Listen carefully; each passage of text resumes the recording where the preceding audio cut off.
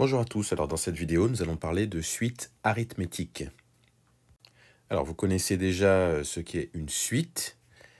Qu'est-ce qu'une suite arithmétique? Qu'a-t-elle de particulier? Alors on va d'abord considérer la définition et puis après je vous donnerai un exemple pour essayer de mieux comprendre ce que ça signifie.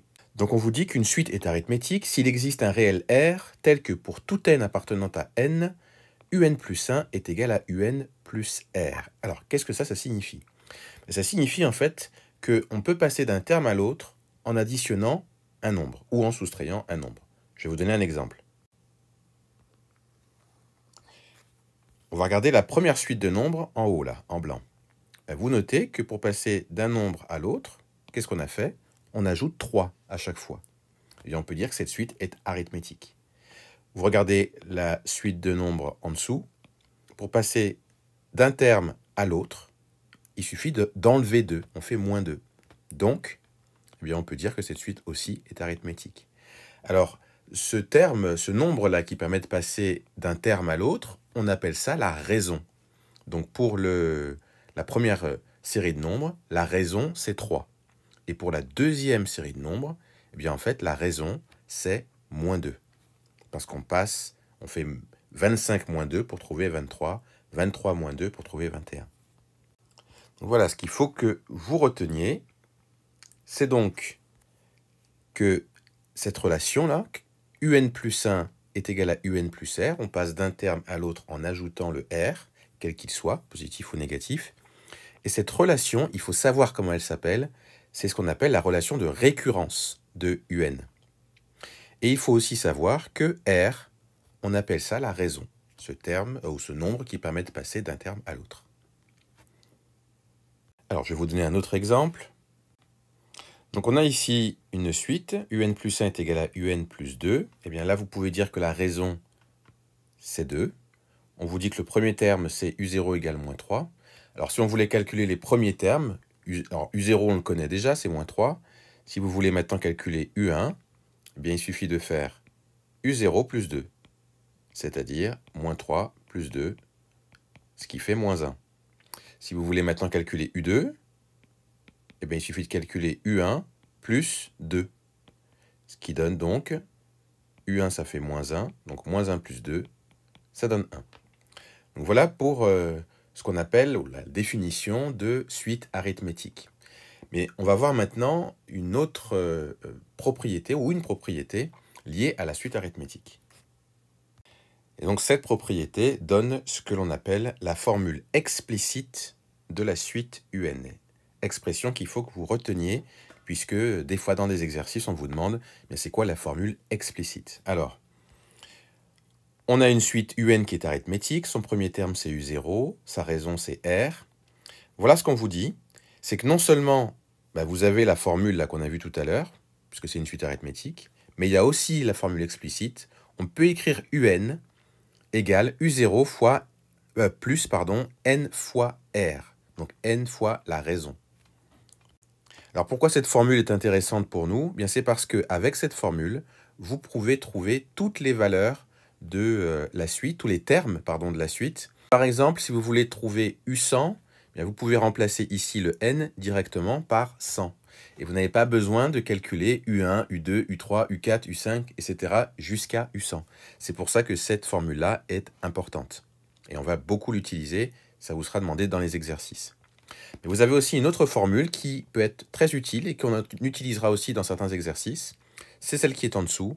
Pour tout n appartenant à grand N et pour tout p appartenant à grand N, un est égal à up plus n-p fois r.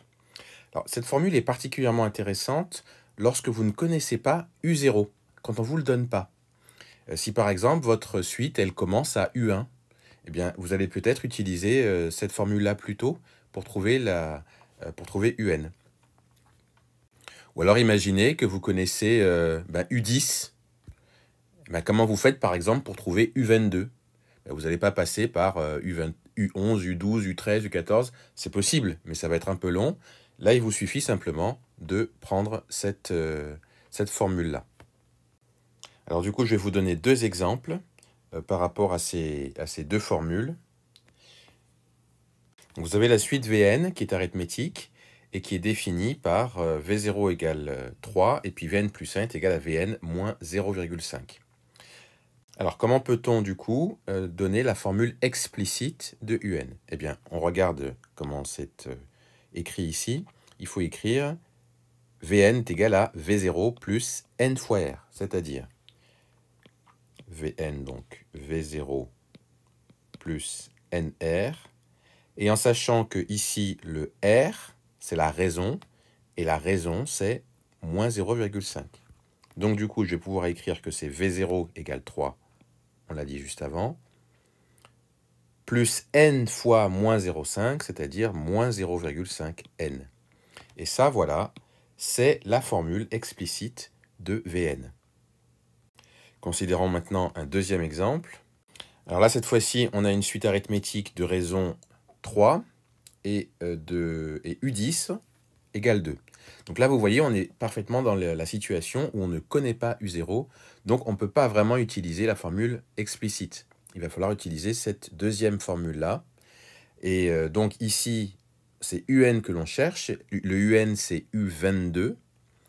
Donc le N, ce sera 22. Et puis le P, eh bien, c'est en lien avec le UP que l'on connaît. Le UP que l'on connaît, c'est U10. Donc le P ici, c'est 10. Donc je vais pouvoir écrire que U22, c'est égal à U10 plus N, c'est-à-dire 22, moins P, c'est-à-dire 10, fois la raison, qui fait 3. Donc comme U10, c'est égal à 2, ben là j'ai 2 plus, alors 22 moins 10, ça fait 12. 12 fois 3, ça fait 36. Donc j'ai 2 plus 36 et ça fait 38. Voilà comment donc vous pouvez trouver la valeur de U22 en utilisant la deuxième formule. Alors passons maintenant à une autre propriété. C'est par rapport à au sens de variation d'une suite. Bien sûr. Donc, on a une suite arithmétique. Sa raison, c'est R. Eh bien, comment savoir si elle est croissante ou décroissante ou constante? Il faut regarder le signe de R. C'est-à-dire que si R est positif, notre suite sera croissante.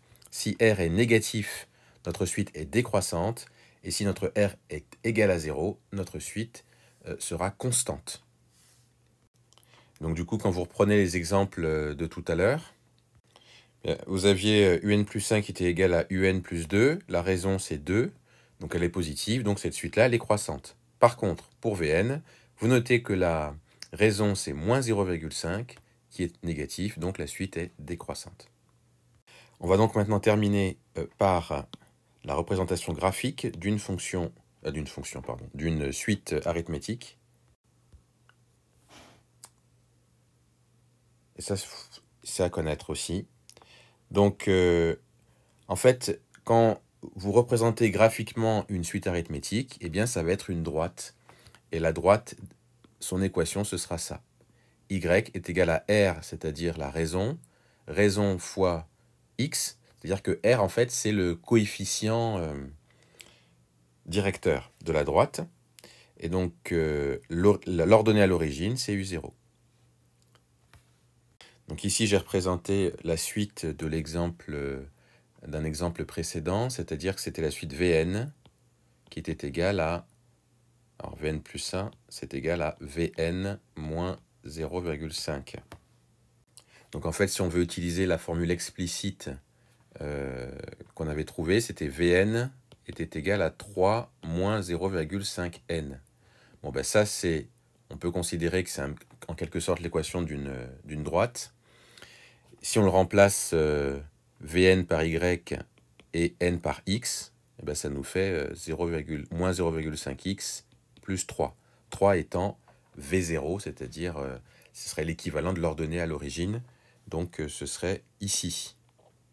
Et vous voyez que vos points qui représentent la suite Vn, ils sont bien sur une droite. Donc il faut se rappeler ça si on vous demande par exemple graphiquement de voir si votre suite elle est arithmétique ou pas. Mais il suffit de regarder si elle est sur une droite, si les points sont sur une droite. Donc voilà pour ce qu'il fallait savoir sur les suites arithmétiques.